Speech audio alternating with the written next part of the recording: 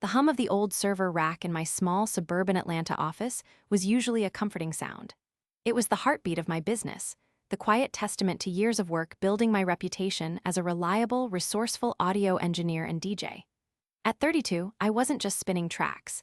I was crafting sonic experiences, wiring systems that brought music and movies to life in people's homes. My name, Freya Olson, meant something in this niche corner of the city. Professionalism wasn't just a goal, it was my bedrock. Every wire neatly tucked away, every connection double-checked, every client interaction handled with calm competence. That's how you built trust. That's how you survived. My life was a careful balance.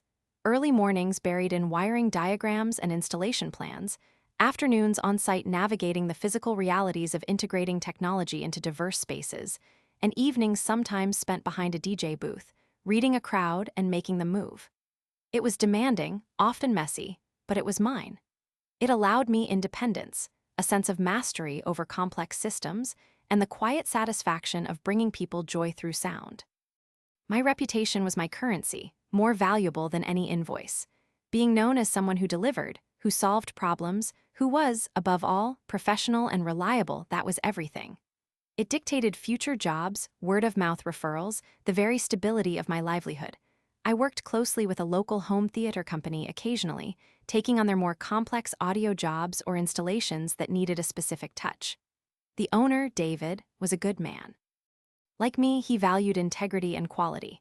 He understood the technical side but also the human side, dealing with clients, managing expectations, and sometimes having to put your foot down. We had a system.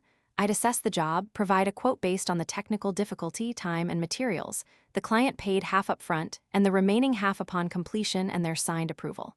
It was clean, clear, and it protected both parties. Most of the time, it worked beautifully. Then came the call about Mr. Sterling. David had passed his information along with a weary sigh. Big house, big ideas, tiny budget expectations, he'd warned, his voice low with a note of caution. He wants a whole house audio system, inside and out, patio speakers, multiple zones indoors, the works.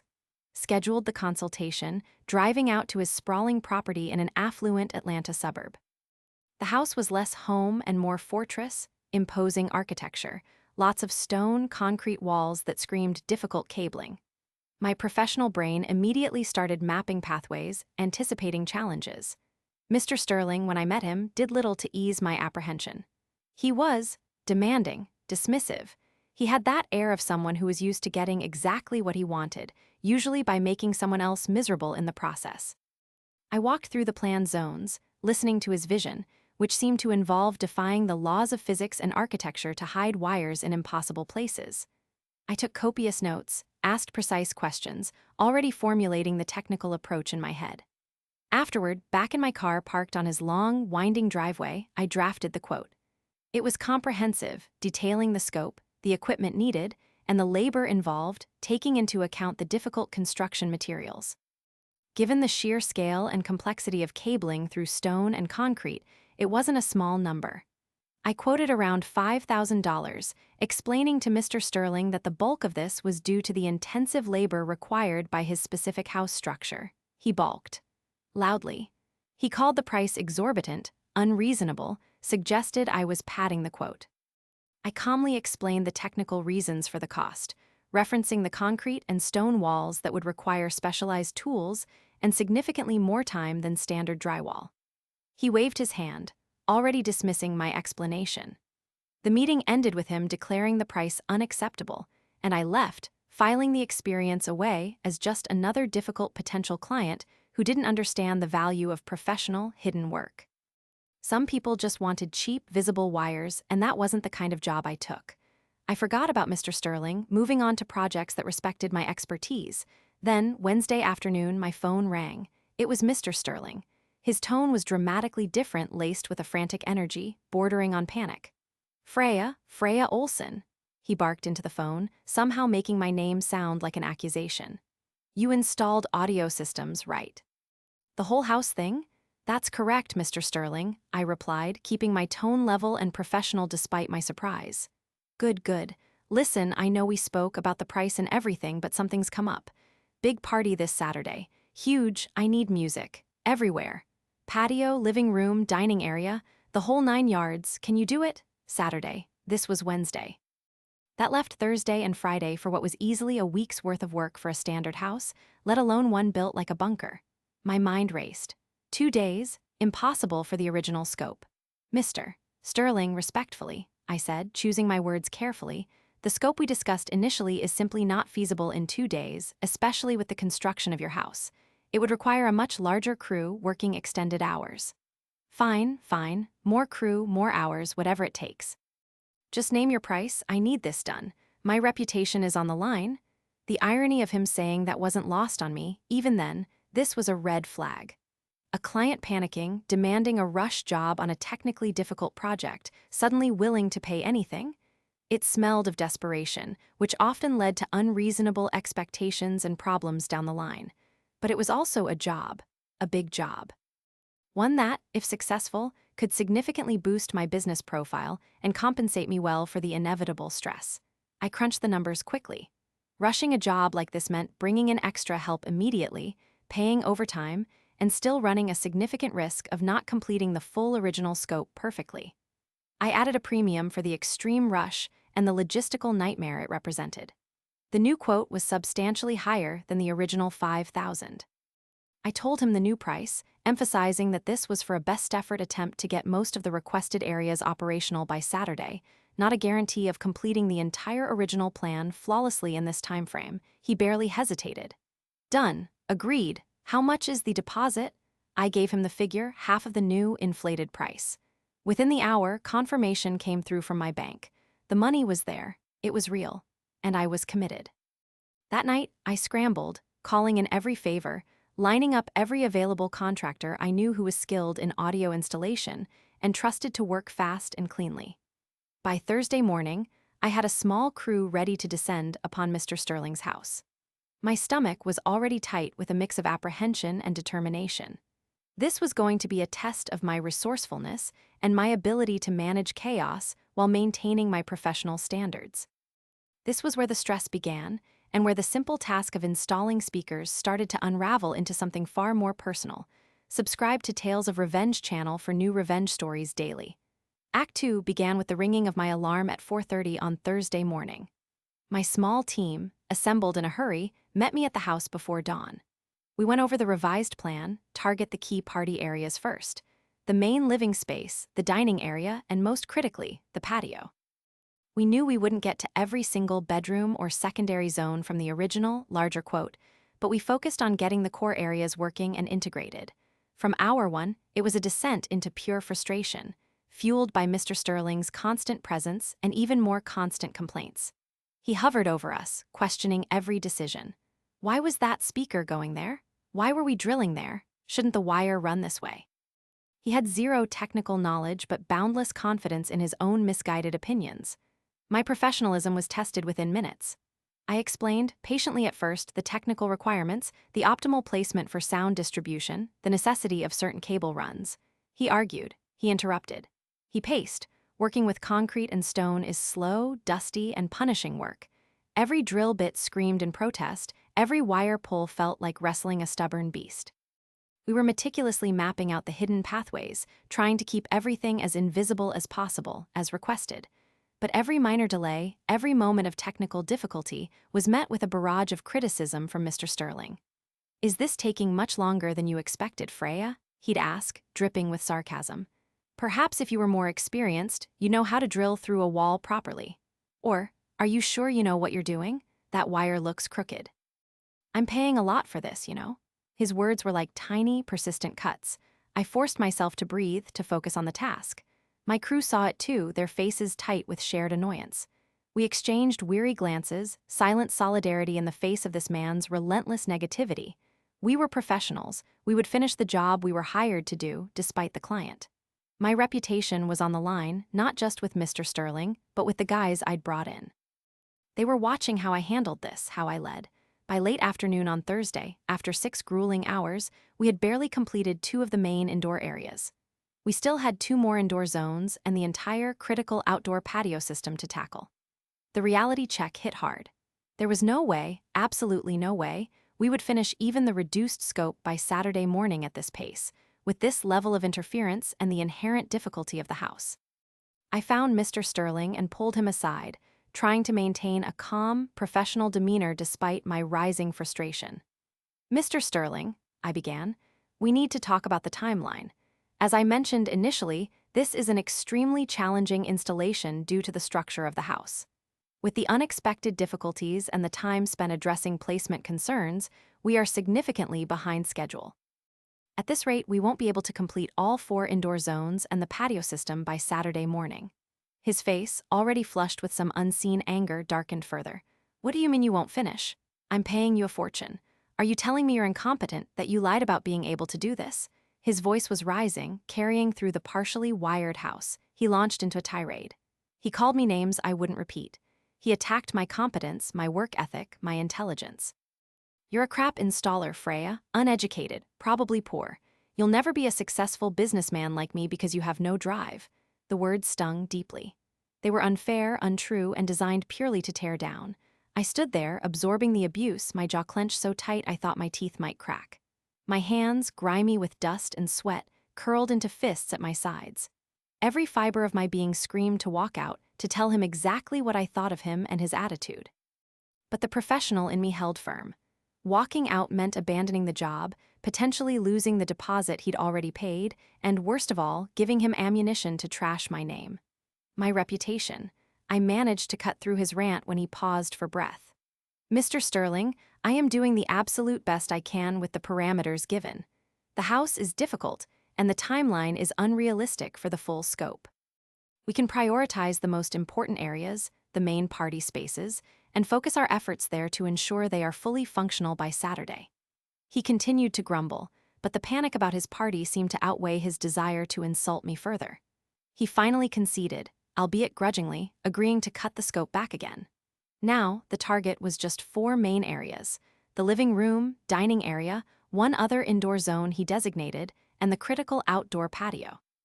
This was still a push, but it was doable if we worked late on Thursday and Friday, and if he stopped interfering. Friday was another marathon. We worked from early morning until well past sunset, fueled by coffee and grim determination. Mr. Sterling still hovered, still offered unwelcome opinions, but the sheer speed and scale of our work seemed to keep him slightly more at bay. We drilled, we pulled cable, we mounted speakers. We connected everything back at the central equipment location. The patio speakers, weatherproof and surprisingly heavy, were a challenge to mount securely on the stone pillars, but we got them done. By the time darkness had fully fallen, casting long shadows around the half-finished house, we were exhausted, covered in dust and grime, but we had done it. The 4 agreed-upon zones were wired, speakers were mounted, and all the necessary components were connected back to the amplifiers and control system. The moment of truth came. I powered up the system. I connected a test audio source, my phone playing a standard test track. I walked through each of the 4 zones, using a sound meter and my own trained ear to verify the output.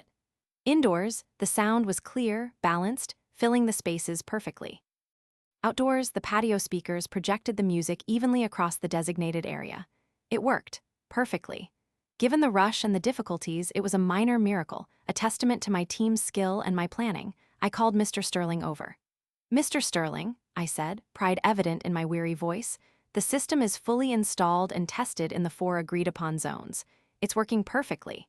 He listened briefly in each area, a grudging look of satisfaction on his face. He didn't apologize for his earlier behavior, of course, but he nodded his assent. I had him sign the completion form, a standard document verifying that the agreed-upon work was done and tested, and the system was operational. He scribbled his signature, seemed content that the music would be ready for his party, and then, just as we were gathering our tools, he dropped the bomb. "Oh, by the way, Freya," he said casually, as if discussing the weather. "I'm still not going to pay you the remaining balance." My blood ran cold. I stared at him, uncomprehending for a second. What, after all this? After signing the form, he smiled, a thin, unpleasant twist of his lips. "That's how you get things for free, you see. By complaining, you make a fuss, say you're not happy, and companies just write it off to avoid the hassle. It's an old trick, works every time." It felt like a physical blow. The exhaustion, the stress, the hours of relentless work, the verbal abuse, it all coalesced into a blinding white rage. He had used us. He had pushed for a rushed job, agreed to the price, watched us break our backs to meet his impossible deadline, signed the document confirming the work was done and working, and then calmly announced he was stealing our labor. My professional mask shattered. This wasn't just about the money, though losing that substantial remaining payment would be a significant financial hit. This was about the principle, about being treated with utter contempt, about my reputation being not just damaged by his earlier false accusations of incompetence, but utterly destroyed if word got out that a client had simply refused to pay me, claiming the system was faulty after I'd proven it worked and he'd signed off. This wasn't just business anymore. This was personal. He had questioned my professionalism, my drive, my worth, and now he was attempting to rob me blind while smirking about it. I left his house in a haze, the signed completion form clutched in my hand like a meaningless scrap of paper. The rage was a hot, vibrating thing in my chest. I drove straight to David's office, even though it was late. I burst in, recounting the events, the signed form, his smug confession. David listened, his face growing harder with every word. When I finished, slumped in a chair, trembling with fury and exhaustion, he was silent for a long moment. Then he nodded, a slow, deliberate movement. "He signed the form, Freya?" he asked, his voice dangerously quiet. "Yes," I choked out, holding it up. "Right here, said it was working, said he was happy. And then he said he wouldn't pay?" "Yes," said it was how he gets things for free. David leaned back in his chair, his eyes fixed on the ceiling. The office was quiet, the only sound my ragged breathing. Finally, he looked at me. "Freya," he said, "you did good work, you went above and beyond, you kept your cool under insane pressure. You got the system working and got the sign-off. He tried to pull a fast one, but he left you an opening." He paused, a slow smile spreading across his face. It wasn't a kind smile. "He signed that form saying the system was working when you left. He's claiming it's broken now? That's interesting." A spark ignited within me, fanning the embers of my rage into a cold, hard flame. My professionalism had been insulted, my resourcefulness tested and proven, my reputation consciousness violated. Accountability, he wanted to play games? Fine, I could play games too. Games involving wires, amplifiers, and a silent party. David's smile widened. "Whatever you need to do, Freya," he said, his voice giving me the go-ahead I desperately needed. "Consider yourself backed." Subscribe to Tales of Revenge channel for new revenge stories daily. Act 3 began with a stillness that felt both terrifying and liberating. The blinding rage from Friday night had settled into a cold, focused resolve. Mr. Sterling thought he could steal from me, humiliate me, damage the reputation I had painstakingly built, and get away with it by simply declaring he wouldn't pay after signing off on the work. He thought his little trick was foolproof. He was wrong. My frustration hadn't led to despair. It had led to clarity. My professional skills, my resourcefulness, and my fierce protection of my reputation were about to be weaponized. David's quiet backing was all the confirmation I needed. This wasn't petty vandalism. This was enforcing accountability through technical means. Mr. Sterling had confirmed the system was working when I left. If it wasn't working for his party, that was a new problem, one that would require a new solution and a new payment. And I knew exactly how to create that new problem without causing any permanent damage. My professionalism dictated that I wouldn't cut wires or destroy equipment. That would be illegal, unprofessional, and would ultimately hurt my reputation more than his non-payment. My resourcefulness kicked in, brainstorming ways to render the system inoperable temporarily and undetectably to an untrained eye, leveraging my intimate knowledge of the installation I had just completed. The solution was simple, elegant, and perfectly tailored to his signed confirmation and subsequent betrayal. Saturday morning dawned bright and clear, a perfect day for a party. I woke early, the plan already solidified in my mind. I didn't feel nervous, just a quiet, intense focus. My earlier exhaustion had been replaced by a surge of adrenaline. I needed to get back into the house. How? I thought for a moment. I could claim I left a tool, or needed a signature on another minor form. No, too flimsy.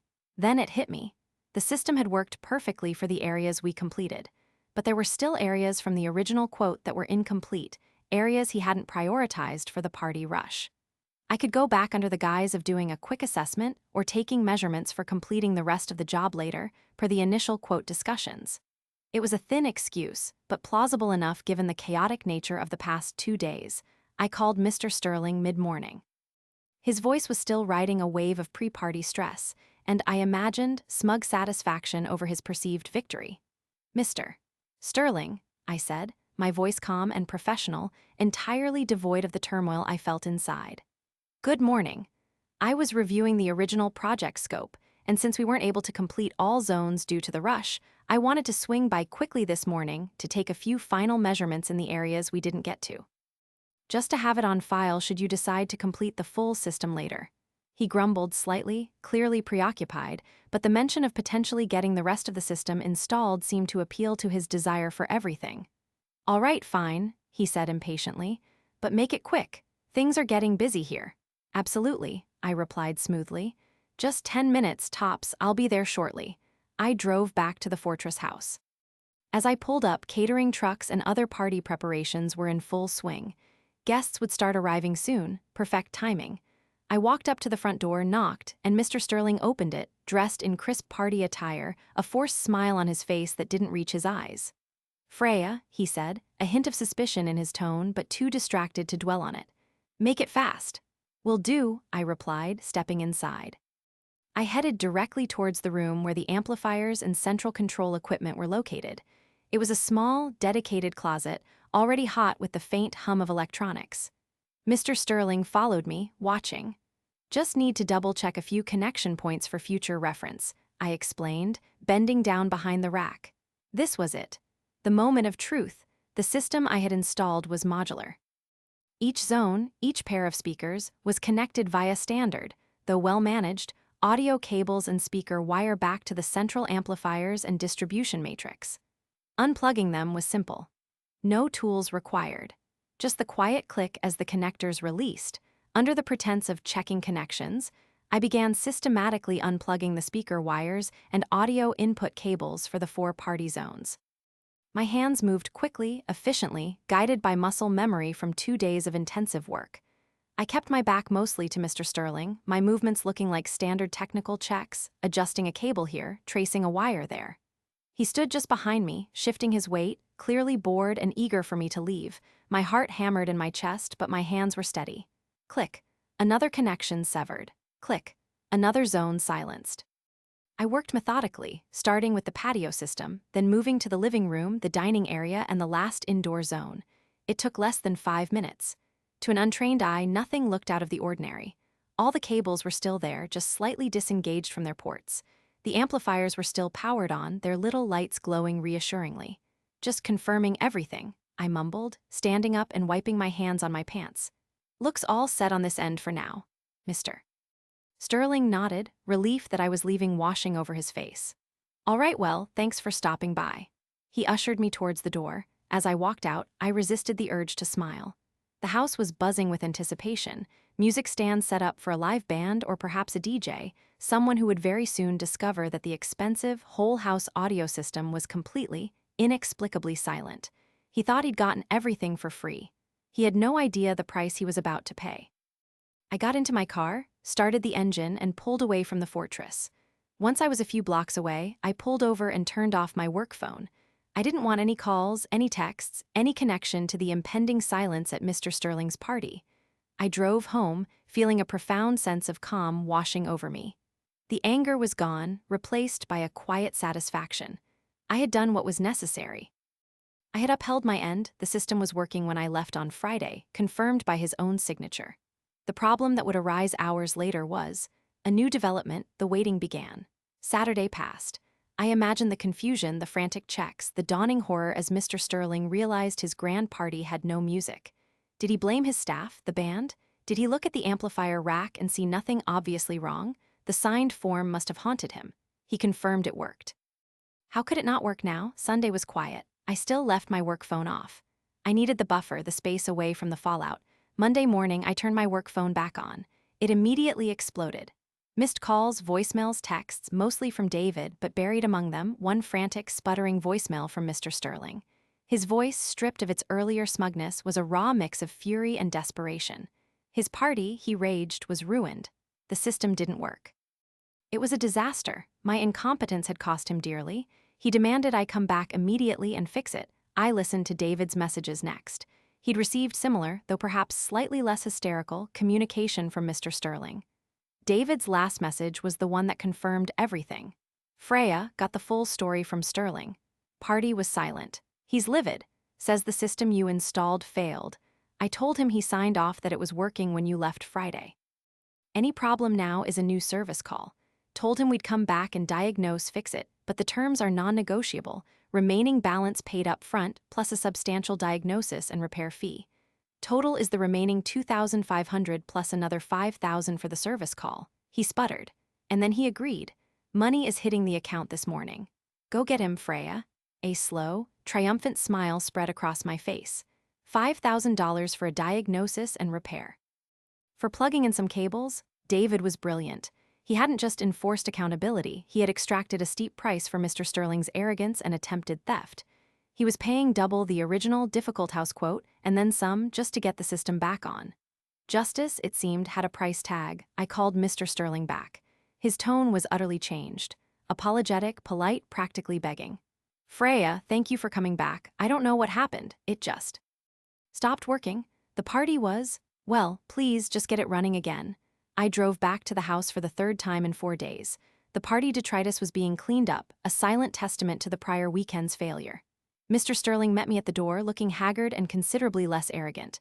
I walked back to the equipment closet, him trailing behind me humbled. "'Kay, let's take a look," I said, kneeling down. He watched expectantly as I reached behind the amplifier rack. Click. Click, click, click. 4 pairs of connectors found their homes. I cycled the amplifiers just for show. All right, I announced, standing up. Let's test it. I connected my phone again. The familiar test tone filled the room, then the dining area, the other zone, and finally projected clearly from the patio speakers outside. Music in the fortress once more. Mr. Sterling stared, dumbfounded. That's it. It's fixed. Looks like it was just a few loose connections, I said, keeping my face neutral. Happens sometimes. A convenient truth, he swallowed, clearly trying to process how something so simple could have ruined his party and cost him so much. He didn't question it further. He just wanted it done. He walked me back to the door. As I was leaving, he pressed a check into my hand. It was for the full remaining balance and the $5,000 service fee.